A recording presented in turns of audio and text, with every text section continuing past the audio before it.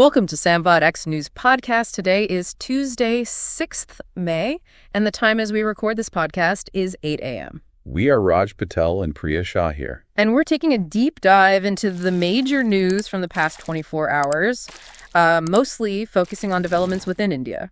There's certainly a lot to unpack today. Yeah. The aftermath of that terrible Pahalgam attack on April 22nd, it's really casting a long shadow. It really is. 26 lives lost, links being made to Pakistan.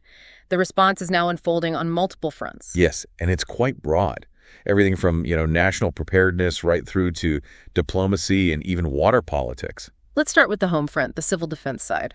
Well, the big news there is the nationwide civil defense drills. They start May 7th. And these aren't just minor exercises, are they? No, not at all. They're saying it's the first really large-scale drill of this type since, believe it or not, the 1971 war. Wow. So what does that involve? Things like testing air raid sirens, blackout rehearsals they mentioned for Firozpur, specifically civilian training, reviewing evacuation plans. It's comprehensive. Definitely sounds like a heightened state of alert. It does. And then there are the external pressures India's looking at. Like the Chenab River water flow. Exactly.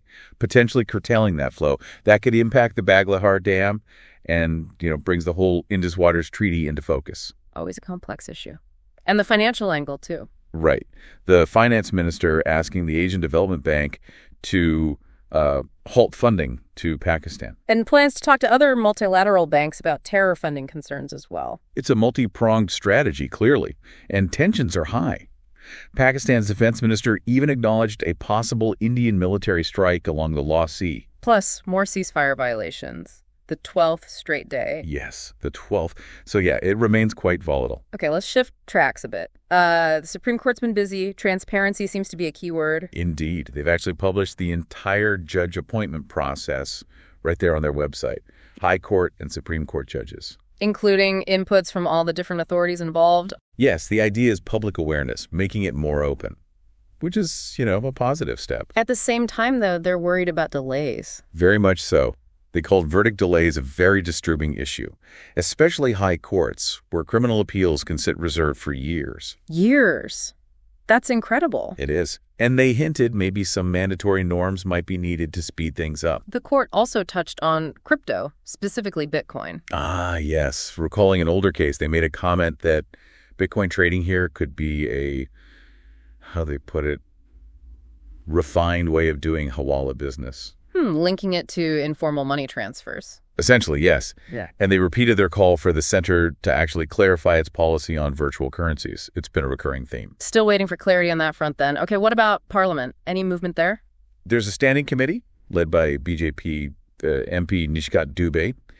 They've asked the IMB ministry and MeitY, that's the IT ministry, to detail action plans against social media accounts or influencers seen as, acting against national interests, especially after Pahalgam.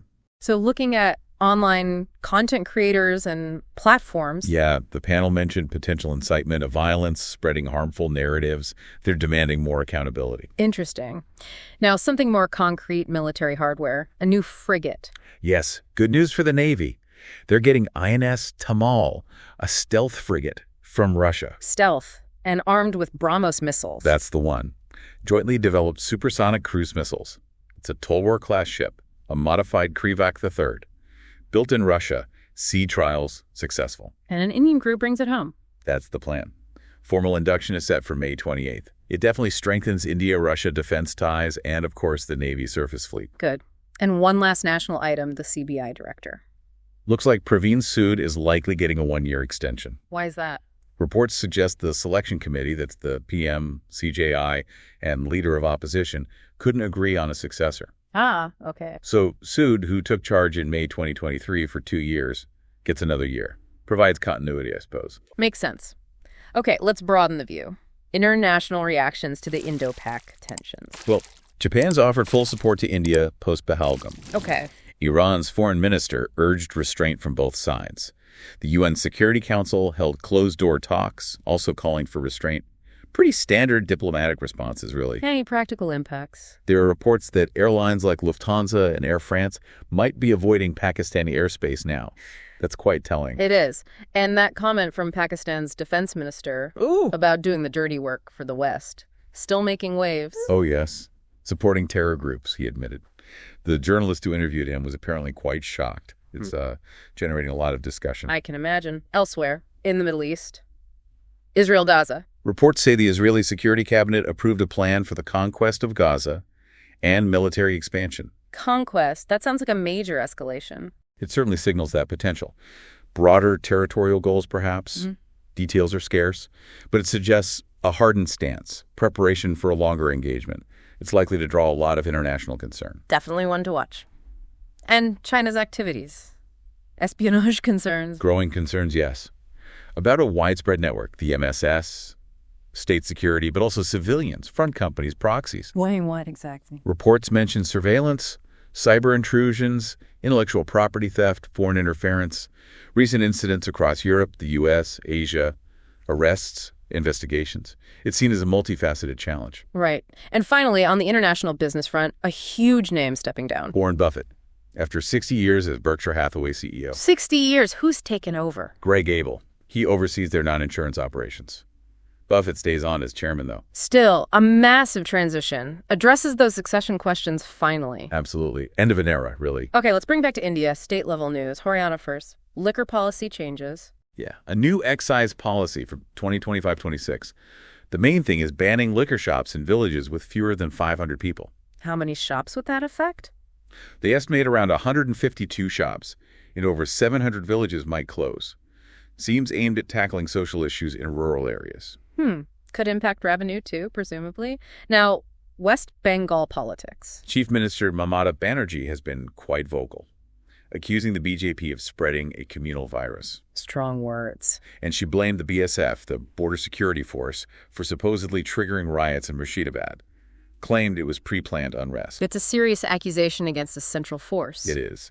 She also defended that Dita Jagannath temple replica, calling claims about sacred wood baseless, and urged people not to blame all of Murshidabad for a few rioters. Quite a lot happening there. A more positive story from UP.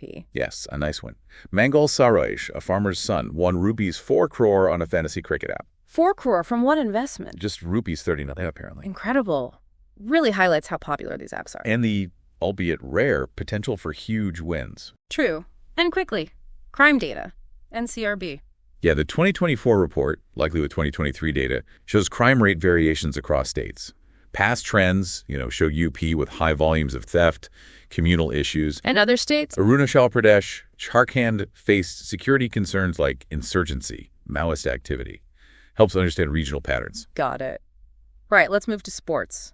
IPL playoff race heating up. Definitely. Though SRH are now out after their match against DC and Hyderabad got rained out.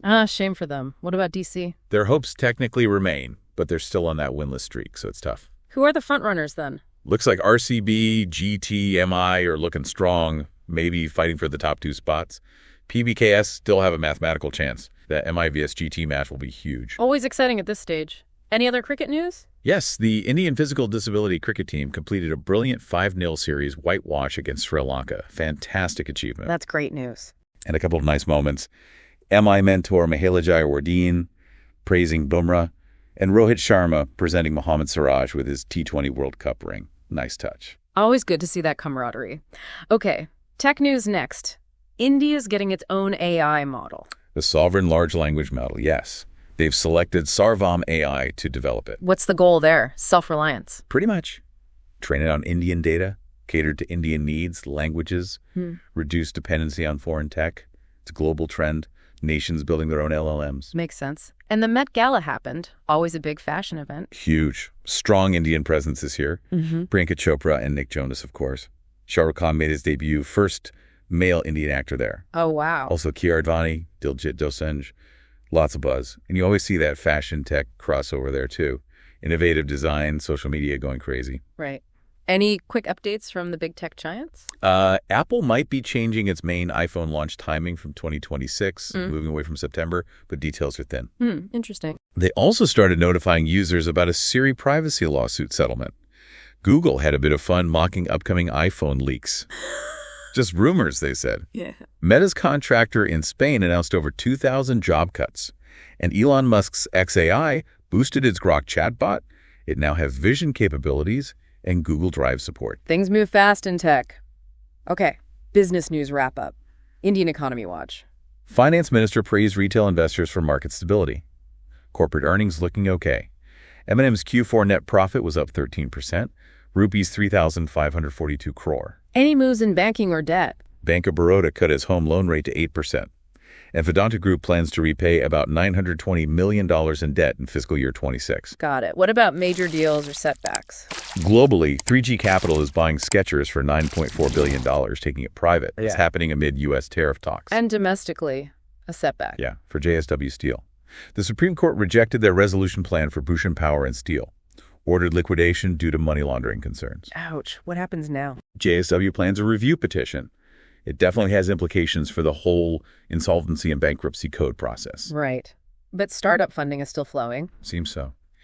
Udaan, the e-commerce platform, raised $340 million, planning an IPO in 2025. Okay. SpaceX Agnikul Cosmos got rupees 200 crore. Vardagri, in agritech, raised rupees 35 crore. And an AI startup, Minuscule AI, raised $41 million. Still momentum there. Good to see. Finally, a couple of interesting, maybe viral stories. Yeah, one quite inspiring one from UP. A 15-year-old Ramkeval from Nizampur village. He's the first person in his entire village to pass the Class 10 exam since 1947. Since independence. That's incredible. It really highlights the educational challenges. It does. A real story of perseverance. And on a lighter note, a travel vlogger, Isa Khan, filmed a peacock doing its full courtship dance for a peahen right by the roadside. Oh, I think I saw that. Amazing footage. Went viral. Just a stunning natural moment. Reminds you of the beauty out there. Absolutely. A good note to end on. Indeed. That covers the main headlines for today. See you tomorrow. Don't forget to subscribe to Sam CX News podcast channel and hit that bell icon.